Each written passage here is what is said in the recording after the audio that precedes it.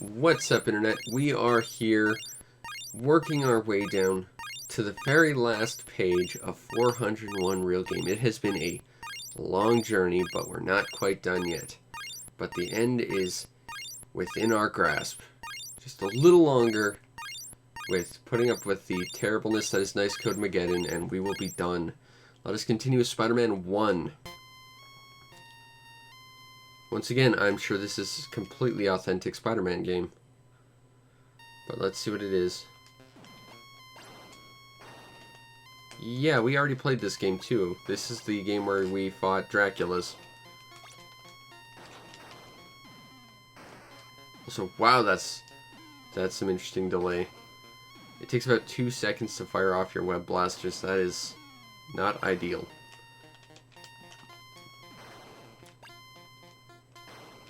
And it takes about a second to get off your web as well. Wow, this thing just eats inputs. It's not even just delayed. There's delay there for sure, but it also just actively ignores you inputting.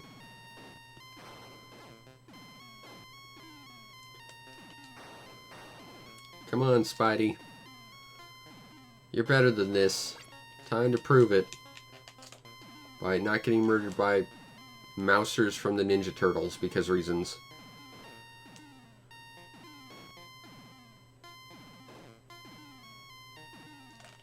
Oh, this one's coming from the other side. That's gonna totally throw us off, except not. Oh, they're different color and slightly faster.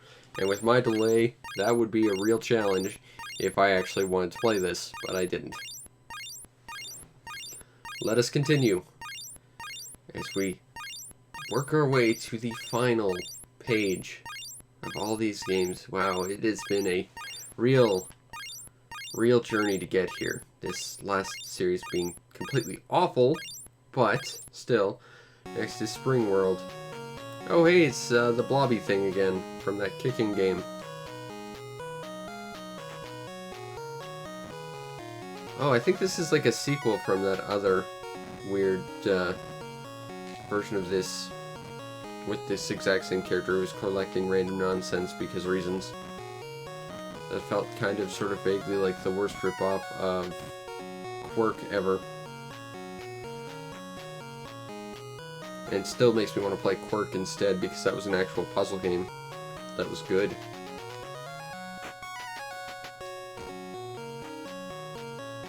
Hey, individual death animations, that's kind of cool. They're unique. I can appreciate that. Although I don't like that the thing I have to pick up, their locations are just random. I'm not sure they actually gave me enough time to even go through there. Oh, game over.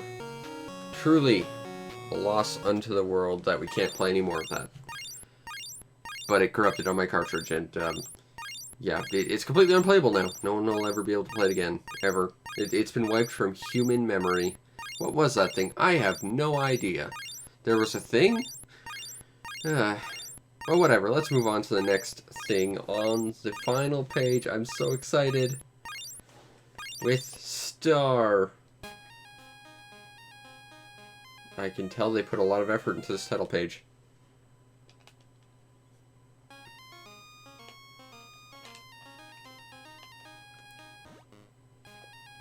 Okay. I'm not really sure. Okay, don't touch the bubbles or you die.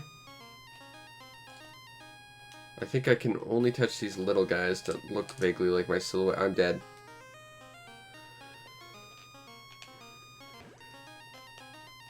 Now this flowery thing looks friendly, but I'm dead. Yeah, the only thing you can touch is like your silhouette.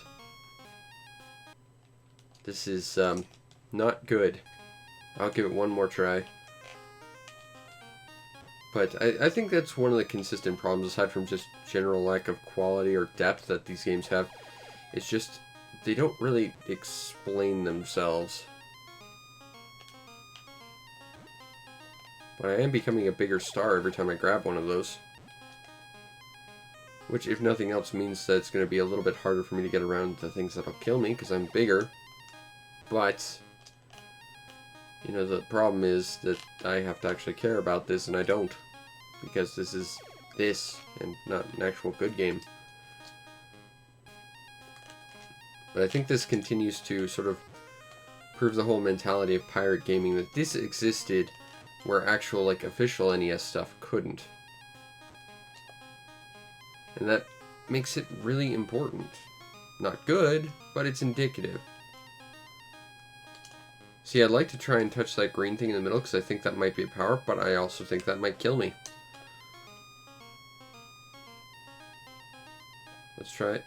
Oh, nope, that thing actually let me pick stuff up. Okay. So, there are other things you can pick up. It's just never clear. Again, being kind of a key problem with this game. But we're a big star, hooray. For what reason, the world may never understand.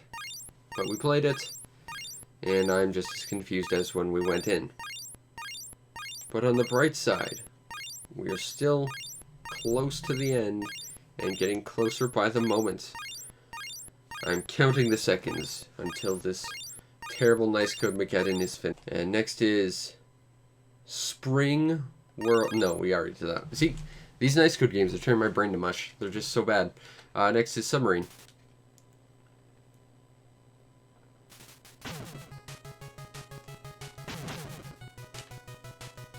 The music's actually not horrible. I mean, there's a delay between everything, but I would be surprised if this music was taken from something better than this.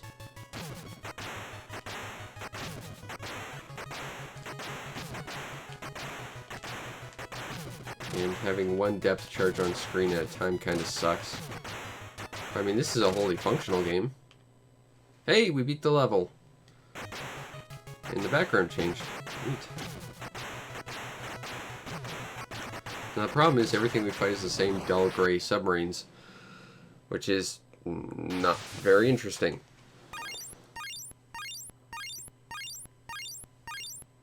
But truly we are very close to the end, and that is what is truly the most important thing when stuck in nice code games.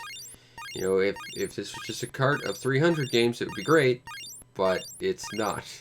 They decided to slam a quarter of the games with these terrible pirate nonsense things. Next is Whostolethemoon.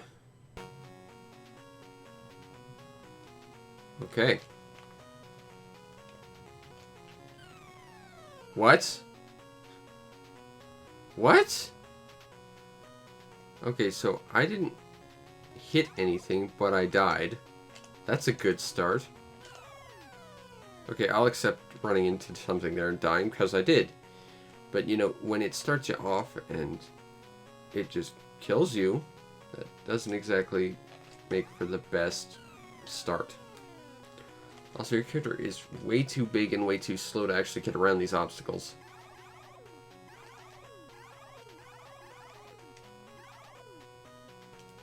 I wonder if I can just hang out up here and win.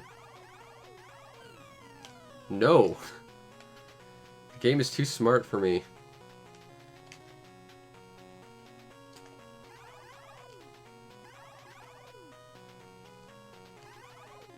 I don't think you actually need gas for anything, it's just there. Was that a baby? Why was there a baby? What? Okay, what killed me? That was interesting, but what killed me? I'm confused. So yeah, that's a game that just murders you because reasons. More than anything. And not well-defined reasons, just reasons.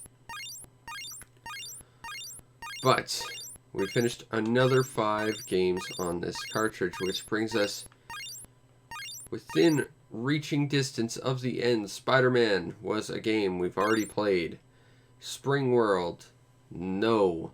Star was, well, that was closer to an actual game, but it felt completely ill-defined and also like you were done after about 15 seconds. Submarine was like the basis of a game, but it wasn't an actual game. And Whostolethemoon, that was interesting, but it was so poorly programmed you can't play it properly. Anyway, join me next time where we take a look at 396 Toy Factory in the final chapter of the saga of 401 Real Game. Very exciting. And if you enjoyed, subscribe to the show to see more. And if you could check out the show's PayPal or Patreon and support the show any way you can, that's always greatly appreciated. Plus, it helps so that I can get much better multi-carts than this one to look at in the future. Plus, you get yourself on the Discord, where we can talk about awesome multi-carts and the whole multi-cart mentality and why they exist and the history of them and everything else.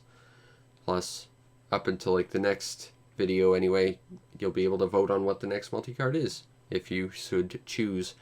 So get your voice heard and help me pick out which multi-cart we're going to be looking at next.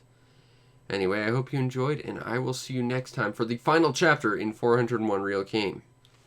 Peace out, Internet.